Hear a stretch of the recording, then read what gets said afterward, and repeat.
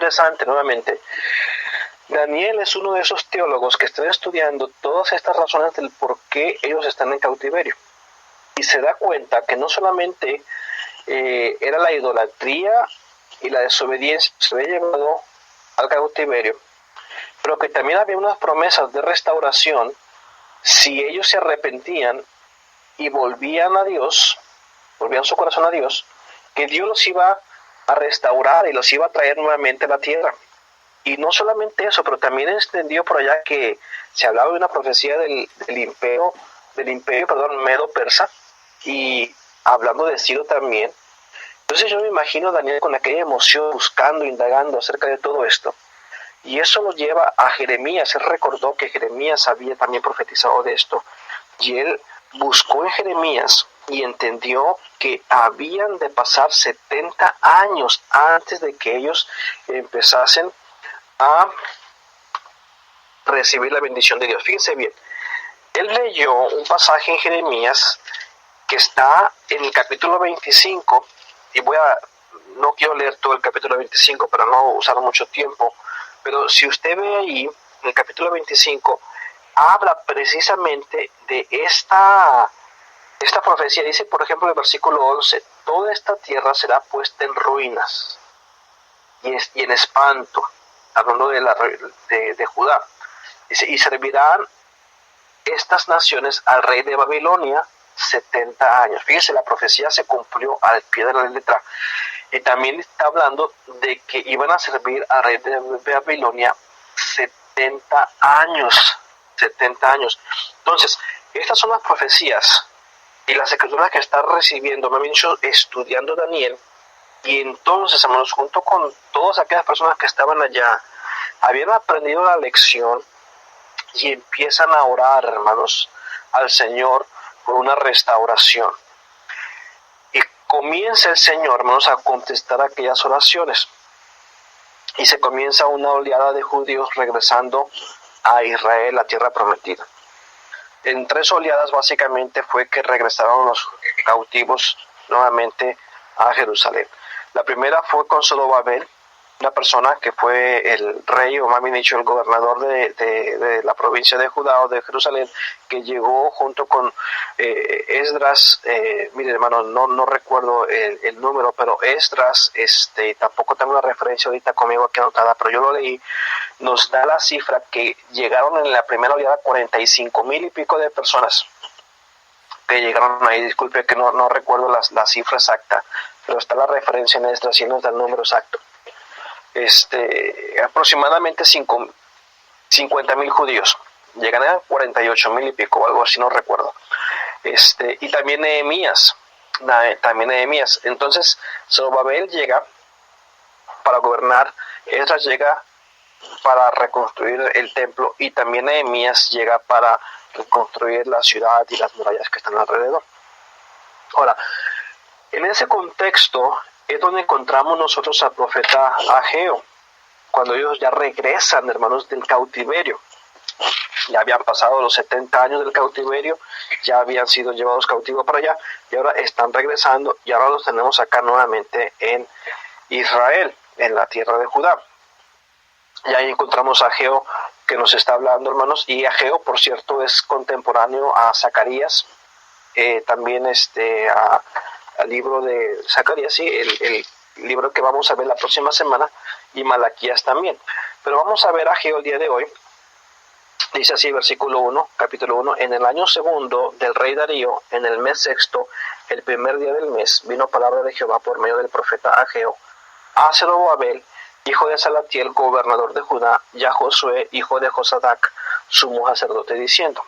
Ahora aquí nos está dando que esta palabra que vino de Dios a Ageo era específicamente para Zorobabel, y también para Josué, hijo de Josadac, que no es el Josué que andaba ya con Moisés, es otro. Entonces eso había pasado, ya lo de Moisés había pasado muchos años, pero aquí se nos está hablando de otro Josué, que era el sumo sacerdote. Pero mire, el libro de Ageo, hermanos, dicho sea de paso, es uno de los libros yo creo que más fáciles de bosquejar en la Biblia, porque nos está dando las fechas en las cuales él viene y pronuncia aquella palabra de Dios. Dice el versículo 1, nuevamente lo repito, en el año segundo del rey Darío, en el mes sexto, en el primer día del mes. Vamos a dar la fecha aquí, hermanos. Es aproximadamente, si vamos al calendario nuestro, haciendo la equivalencia, aproximadamente el 1 de septiembre del 520 del año antes de Cristo. Entonces, el 1 de septiembre, Ageo viene con un mensaje. Fíjense bien, dice así: así ha hablado Jehová de los ejércitos diciendo, este pueblo dice, no ha llegado aún el tiempo de que la casa de Jehová sea reedificada. Entonces vino palabra de Jehová por medio del profeta Ageo diciendo, es para vosotros tiempo, para vosotros de habitar en vuestras casas apersonadas y esta casa está desierta. Pues así ha dicho Jehová de los ejércitos, meditad bien sobre vuestros caminos. Sembráis mucho y recogéis poco. Coméis y no saciáis.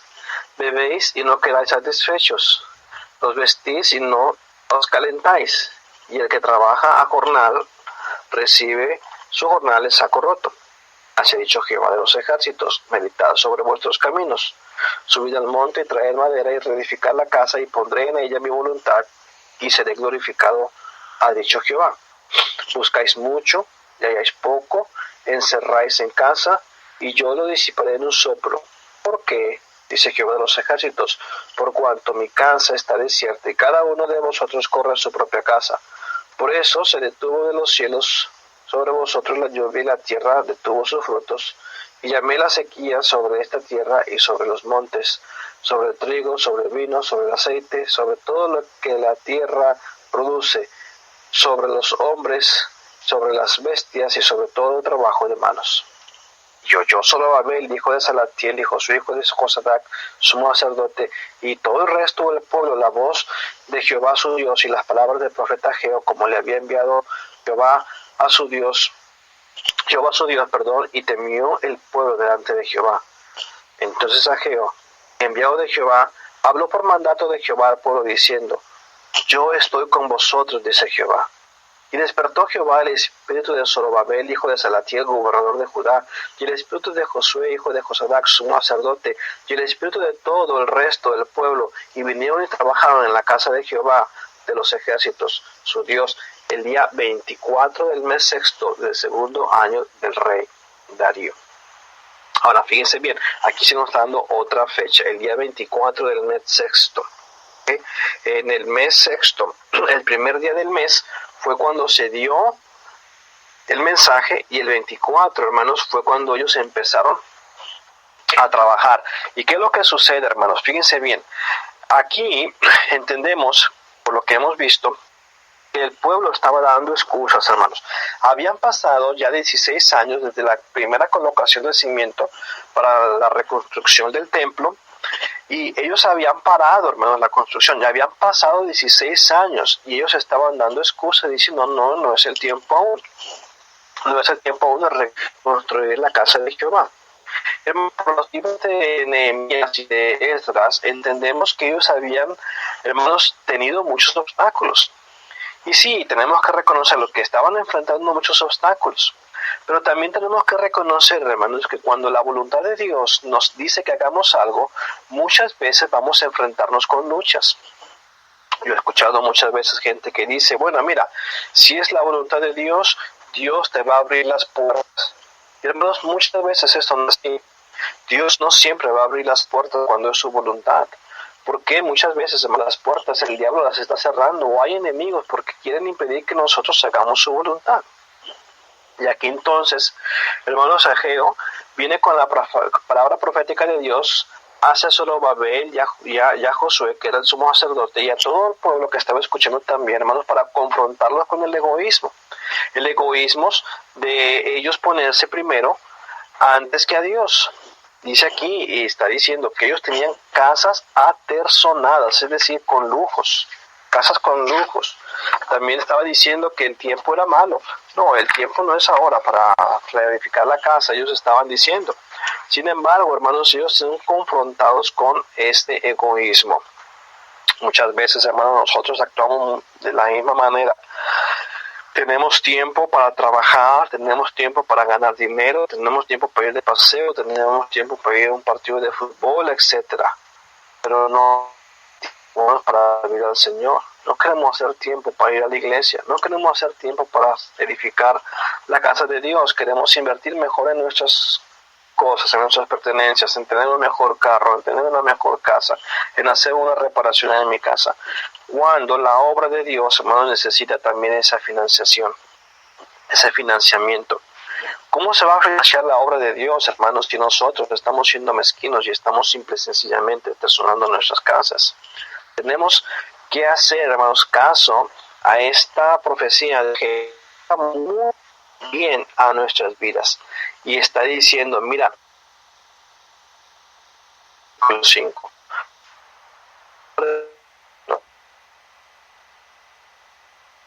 Tenemos que meditar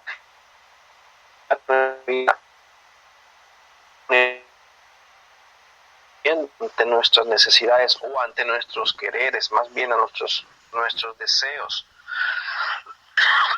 Ellos habían, decidido reconstruir el templo, y la razón es, hermanos, porque el templo representaba la presencia de Dios entre el pueblo. Esa era la razón por la cual se construyó el tabernáculo. En primera instancia vemos que el tabernáculo se le llamaba el tabernáculo de reunión, y era simple y sencillamente porque Dios se reunía con su pueblo en el tabernáculo, y estaba la presencia de Dios representada con una nube que estaba arriba, que llamaban en pueblo judío el Shekinah. O sea, la gloria de Dios se representaba como con una nube, una niebla arriba del templo. Si esa niebla estaba ahí, la presencia de Dios estaba allí. Yo no podía ir a la presencia de Dios, podía ir al tabernáculo. El tabernáculo era movible, pero cuando se conquistaron la tierra prometida, pues ahora ellos construyeron el templo, un templo que se construyó hermosísimo. Te recordará la historia que David él había dicho, no, ¿cómo es posible que yo esté viviendo en un palacio, en una casa real, y Dios esté en una casa así nada más, como un tabernáculo, unas tiendas?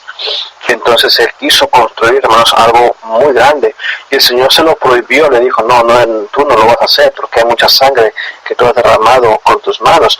Sin embargo, tu hijo va a ser el que va a construir este templo. Y entonces lo que pasó fue de que David preparó toda la materia prima, todos los utensilios, todo el oro, todas las piedras, toda la madera, todo lo preparó.